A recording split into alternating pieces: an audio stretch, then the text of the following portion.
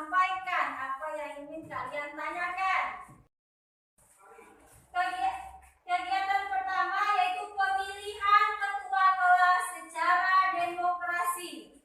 Dalam hal ini kalian akan dipandu oleh Bapak Abdul Somad SP. Baik, kita lanjutkan materi proyek kita hari ini yaitu demokrasi Pancasila dengan pemilihan ketua kelas. Oke, baik.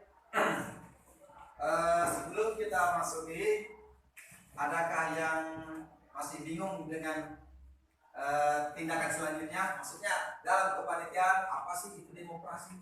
Nanti kan kita akan melakukan demokrasi nih, pemilihan ketua kelas nih. Tapi sejauh ini tidak tahu apa sih yang punya demokrasi. Ada yang tahu? Belum tahu?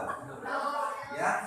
Demokrasi merupakan sebuah bentuk dari pemerintahan di mana seluruh warga negara memiliki hak yang dianggap setara pada pengambilan keputusan. Baik, benar sekali.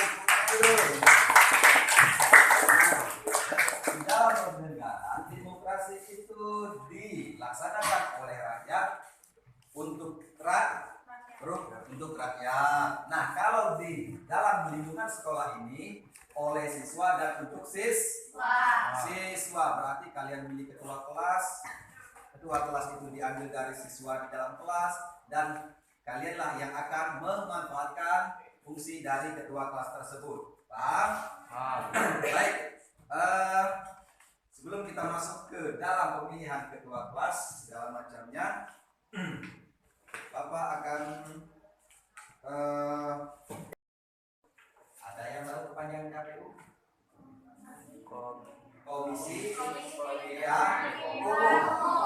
Oke, dia ada sifatnya di pusat, ada di daerah.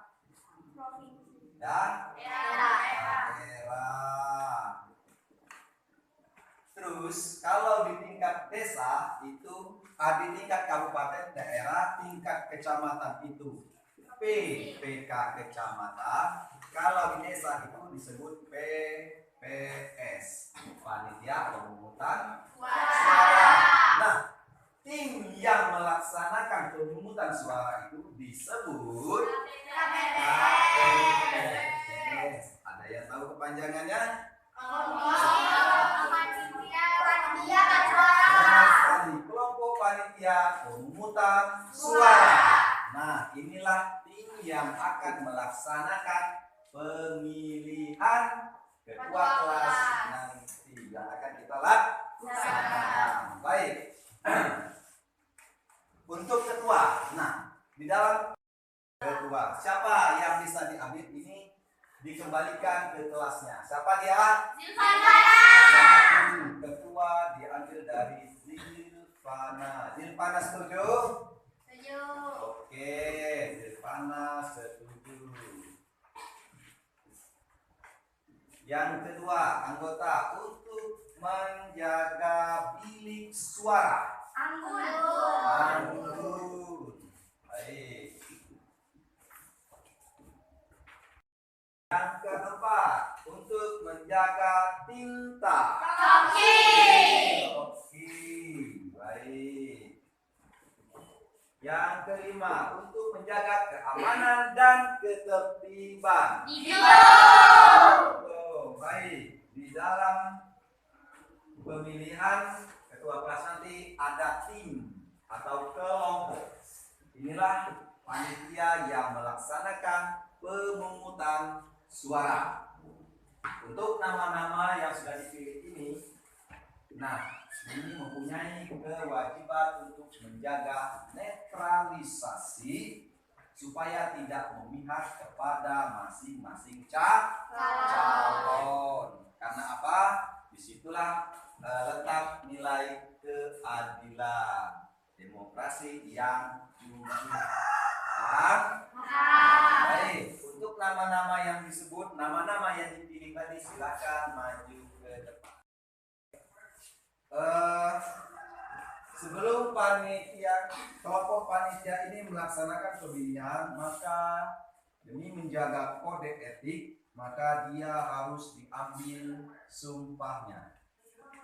Oke, Sebelum saya mengambil sumpah, saya ingin bertanya, apakah saudara bersedia diambil sumpahnya? Sedia. Baik, diambil sumpah dengan cara agama apa? Islam. Baik.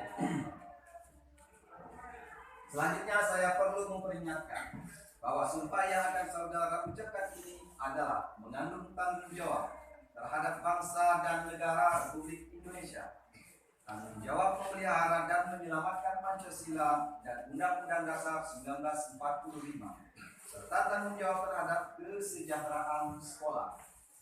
Sumpah ini di samping disaksikan oleh diri demi Allah. Demi Allah. Tuhan Yang Maha Esa, saya bersumpah Tuhan Yang Maha Esa, saya bersumpah bahwa saya akan memenuhi tugas dan kewajiban saya sebagai kelompok penyelenggara pemungutan suara dengan sebaik-baiknya dan seadil-adilnya sesuai dengan peraturan perundang-undangan dengan berpedoman pada Pancasila Undang-Undang Dasar Negara Republik Indonesia tahun 1945, bahwa saya telah menjalankan tugas dan kewajiban tidak akan tunduk pada tekanan dan pengaruh apapun dari pihak manapun yang bertentangan dengan peraturan perundang-undangan, bahwa saya dalam menjalankan kewenangan akan bekerja dengan sungguh-sungguh, jujur, adil, dan cermat demi suksesnya pemilihan ketua kelas tahun 2022 dengan menegakkan demokrasi dan keadilan serta mengutamakan kepentingan negara Kesatuan Republik Indonesia daripada kepentingan pribadi atau golongan.